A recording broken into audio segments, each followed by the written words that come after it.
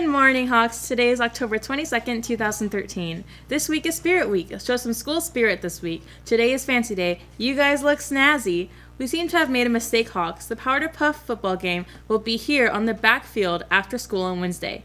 Come support the girls. In spirit of Homecoming Week, there will be another lunchtime activity today. It's called Strike a Pose. A rep from each advisory will be participating, and they will be battling it out to see who can strike the best pose to the music. If you're interested in watching your fellow Hawks, meet in the quad when lunch starts. On Wednesday, LVCP will have the fall musical performance at the NPR at 7 o'clock p.m. Come see the very first concert with Mr. Lim conducting the band, jazz band, choir, chamber choir, and orchestra in the fantastic musical performance. Now on to sports. Today there will be an away soccer game at Emory High School. The volleyball team will have an away game at Costa Christian. On Thursday, the boys soccer team will have an away game versus Chinese Christian. On Friday, the football team will be playing the homecoming game at Granada versus St. Francis at 7 p.m. Good luck, guys. The homecoming court winners will be announced there. On other news, the first quarter will end this Friday. Better get your grades up, Hawks. Quarter grades are mailed home in the coming days, so turn in those assignments. The homecoming dance will be held this Saturday in the NPR from 7 to 10. This week, the tickets are now $20, so hope you ask that special person, Hawks. Now on to announcements. Hey Hawks, Wednesday's class color day. Freshmen wear purple. Sophomores sport them pink.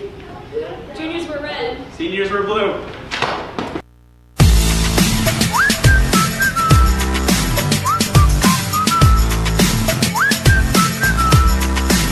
Did he go to? Did he play any sports?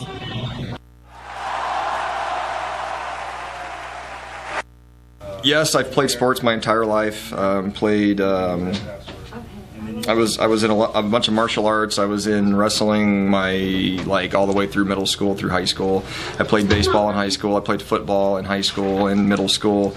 I played 2 years of college football. Nowadays, I don't play much. I just go to the gym, work out, try to stay in shape. I don't want to get hurt. Hi, Mr. Dylan. Why didn't the school give us iPads instead of laptops? I got it. See? All right, go ahead. iPads are not the tool that you need to use at school. Tablets have not progressed to the point to where they are better than laptops for doing functional, productive work. The end. Mr. Dilly, if you could be any superhero, which one would you be?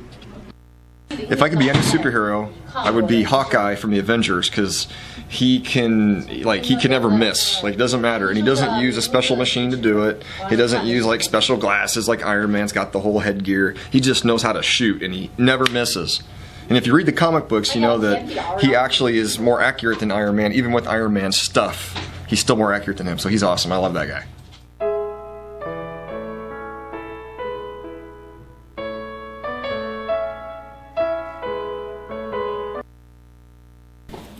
LVCP, it's Julia. And Robbie. And we're here to introduce to you our new segment. Every other week, I'll be preparing a science news report. And on the other weeks, I'll have a world news report. So for this week, let's go to a science news report. Hi guys, today's bit of science news comes to you from the University of California at Berkeley. So we have this trend in the United States right now that more people are becoming part of either the super rich or of the very poor classes, and we have a preconceived notion that the super rich have lots of extra money and they are very generous with it because they can afford to be. But recent surveys and studies are kind of debunking this thought.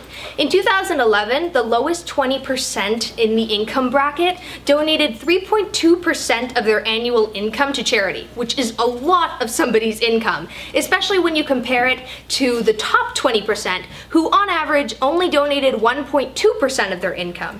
You would think it would be something the opposite way around. Paul Piff was really interested in this. He's a postdoctoral psychologist at the University of California at Berkeley, and he invited Berkeley students to come into his lab for a nice game of Monopoly.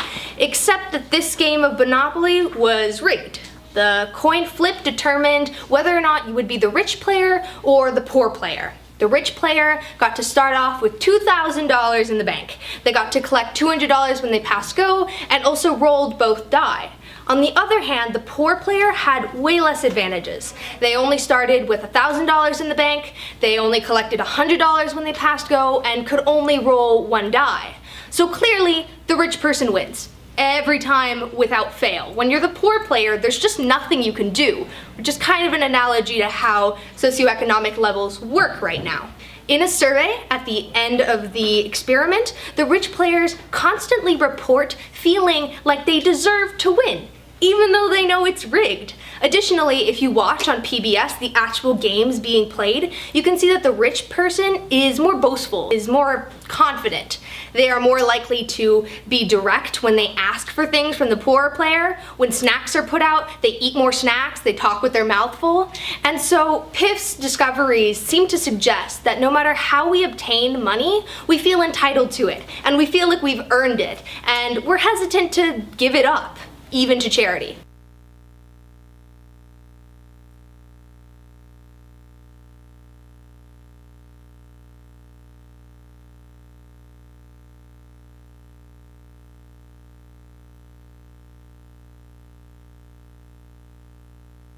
Today in advisory, upperclassmen will be silent reading, and the underclassmen will be having an advisory lesson. Have a great day, Hawks!